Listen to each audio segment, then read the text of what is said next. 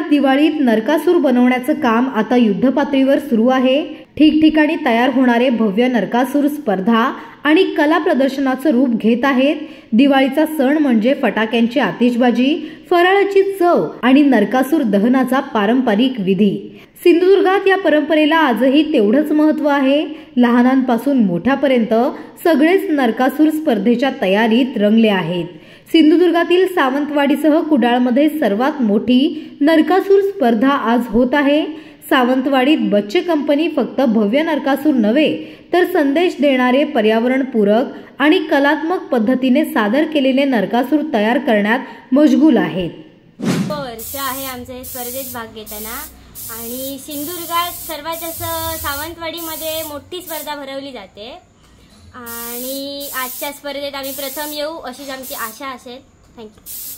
आम्ही 25 ते 20 जण असतो आणि ऑलमोस्ट 1 महिना तरी काम करतो। 15-20 हजार रुपये।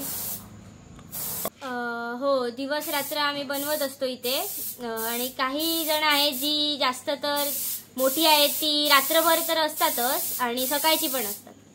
मी आत्ता इयत्ता 7वीत आहे आणि मी ते मोठ्यांना चिकी विकी लावायचं आणि त्यांना छोटीफार मदत करण्यात हा माझा सहभाग आहे। श्री तुषार गोरेगावकर।